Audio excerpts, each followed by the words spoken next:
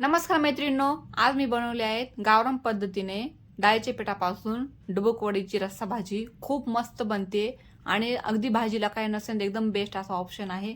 त्याचबरोबर रेसिपी खूप सोपी आहे. व्हिडिओ पूर्ण बघा. व्हिडिओ आवडल्यास व्हिडिओ लाईक करा, शेअर करा आणि चॅनल सबस्क्राईब करा. इथे मी 3 ते 4 कांदे घेतलेले. आता या कांद्याने आपल्याला छानपैकी फोडून घ्यायचे. गॅसवरती छोटीशी चाळण ठेवली आणि त्याच्यावरचे जे फोडलेले कांदे आहेत त्याचे उलटे करून आपल्याला हे कांदे आता छानपैकी भाजून घ्यायचे. गॅस हा मध्यम ठेवा. कांदे भाजत आहे तोपर्यंत आपण लागण्यासाठी मसाले तयार करून घेऊया. इथे मी अर्धा वाटी खोबरं बारीक चिरून घेतलेलं.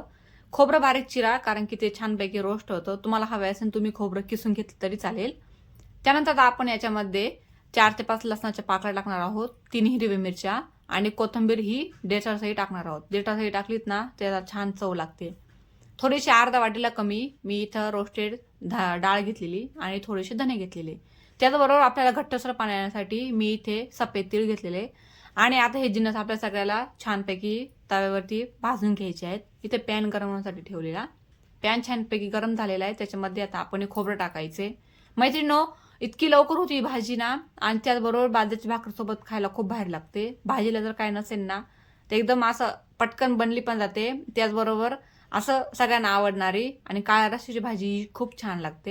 तसंच ही गावाकडच्या पद्धतीने मी बनवली आहे. ज्याप्रमाणे गावाला भाज्या बनवतात त्याचप्रमाणे ही भाजी बनवली आहे. आता मध्यम गॅसवरती खोबरं हे आपल्याला लाल होईपर्यंत भाजून घ्यायचे. जास्त याला जळून देऊ नका, नाहीतर भाजी ही करपट लागते. खोबरं काढून घेतलेलं त्याच्यामध्ये आता आपल्याला तीळ, धने आणि डाळ्या टाकणार आहोत. ह्या डाळ्या धने थोडे कमी क्वांटिटीमध्ये होते म्हणून याला आपलं एकत्र भाजलेलं. तुम्हाला जर जास्त क्वांटिटीमध्ये भाजी बनवायची असेल ना तर याला वेगवेगळं भाजून घ्या. आता छानपैकी याला फक्त अर्धा मिनिट छानपैकी भाजून घ्यायचं.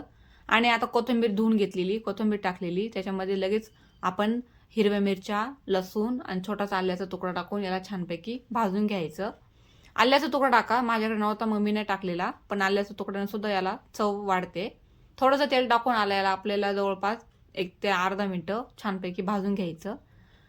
त्याचबरोबर ही रेसिपी काळ्या रस्स्याची भाजी खूप प्रकारे बनवली पण जाते, जसे की काळा बटाटा, काळ्या वड्याची भाजी, त्याचबरोबर काळ्या कारल्याची भाजी, काळ्या वांग्याची भाजी, अशा खूप प्रकारची ही भाजी बनते. आणि याचा मसाला पण हा एकदा बनवलात ना तर तुम्ही एका भाजीसाठी बनवलेला मसाला 2 ते 3 भाजी याच्यामध्ये आरामात बनतात. जर तुम्हाला असं जास्त मसाला बनवण्यासाठी वेळ नसेल ना तर काय करायचं, थोडा एक्स्ट्रा मसाला भाजून ठेवायचा आणि दळून ठेवायचा आणि तो 2 ते 3 वेळा तुम्ही वापरू शकतात हप्त्यातून.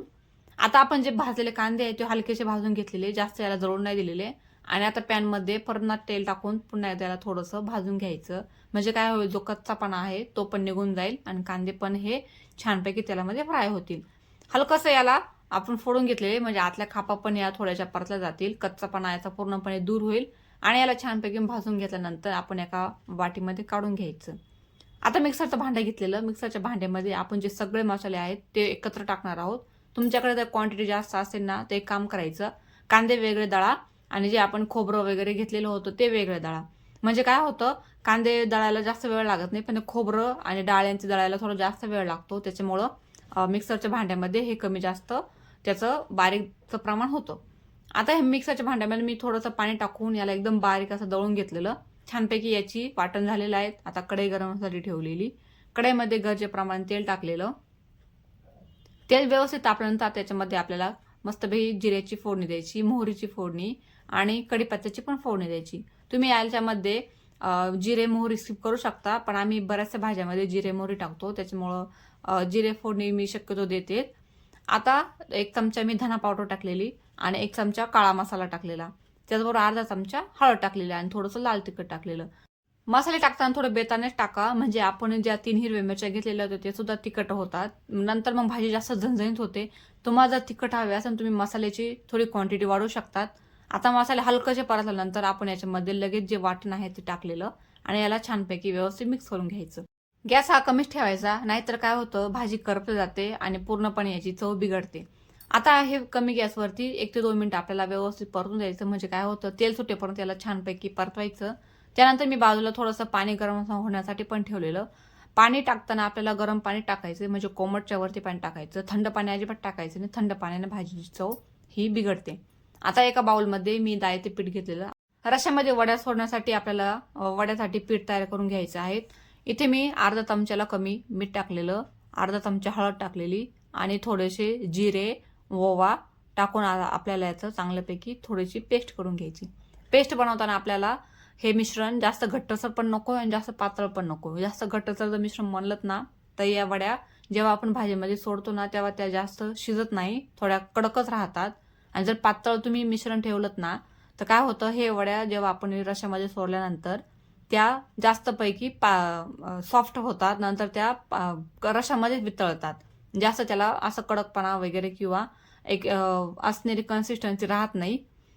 आता हे बघा तुम्ही, मी ज्याप्रमाणे पिठाचं कन्सिस्टन्सी सांगितलंय त्याप्रमाणे पीठ घ्या. म्हणजे चमच्यामध्ये थोडं ठेवलं ना हलकंसं खाली पडलं पाहिजे आणि जास्त पातळ पण नकोय. आता हे पीठ आपल्याला व्यवस्थित झालेलं आहे आणि आता हे पाणी पण गरम झालेलं होतं. हे पाणी या रश्यामध्ये टाकायचं आणि याला फक्त एक उकळी काढून घ्यायची. एक उकळी काढल्यानंतर आपल्याला याच्यामध्ये वड्या सोडायच्या.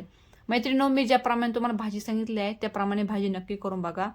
चवीला एकदम झकास लागते. त्याचबरोबर बाजरीच्या भाकरीसोबत सुद्धा खायला खूप भारी लागते. काळ्या रश्याची भाजी शक्यतो बाजरीची भाकरी, ज्वारीची भाकरी, तांदळाच्या भाकरी बरोबर भारी लागतात. आता याच्यामध्ये आपल्याला चवीपुरतं मीठ टाकायचं आहे आणि याची छानपैकी उकळी काढून घ्यायची आहेत. उकळी काढल्यानंतर आपल्याला याच्यामध्ये वड्या सोडायच्या आहेत. जे मी पीठ सुद्धा सांगितलेलं आहे त्याचा सुद्धा मी व्यवस्थित पद्धतीने तुम्हाला दाखवलेलं आहे. त्याप्रमाणे तुम्ही पीठ हे वाटण तयार करून घ्या. आता ह्या वड्या आपण याच्यामध्ये एक एक करून सोडून घ्यायच्या आहेत. बघा तुम्ही, एकदम छानपैकी ही भाजी बनली जाते आणि एकदम सोपी अशी रेसिपी आहे. तुम्हाला स्टेप बाय स्टेप मी सगळी सांगितली आहेत. अशाच खूप साऱ्या रेसिपी सोप्या मी नेहमी माझ्या चॅनलवरती पोस्ट करत असते. तुम्ही नक्की जाऊन तिथं बघा. त्याचबरोबर माझे असणारे व्हिडिओला लाईक करत जा, शेअर करा आणि चॅनल जर तुम्हाला आवडला तर माझ्या चॅनलला सबस्क्राईब सुद्धा करा. त्याचबरोबर मी काळा मसाल्याची रेसिपी सुद्धा ह्याच्या अकाउंटवरती पोस्ट केलेली आहेत. म्हणजे मी ज्या भाजीमध्ये जो काळा मसाला वापरला आहे, गोडाचा मसाला, त्याची पूर्णपणे सविस्तर रेसिपी सुद्धा माझ्या चॅनलवरती टाकलेली आहे. तुम्ही तिथे जाऊन तो बघू शकतात. आता आपल्याला हे रश्याच्या मध्ये वड्या सोडल्यानंतर अवघी 3 ते 4 मिनिटं छानपैकी शिजून द्यायच्या आणि एकदम तयार होते आपली झटपट बनणारी डुबुक वड्याची भाजी. नाव थोडं मजेशीर आहे पण भाजी सुद्धा खूप लागते चवीला. आता ही व्यवस्थित भाजी बनली गेली आहे. तुम्ही नक्की या पद्धतीने बनवून बघा. त्याचबरोबर हा माझा आजचा व्हिडिओ कसा वाटला कमेंट करून सांगा. व्हिडिओ बघितल्याबद्दल धन्यवाद. पुन्हा भेटूया एका छानशा अशा व्हिडिओमध्ये.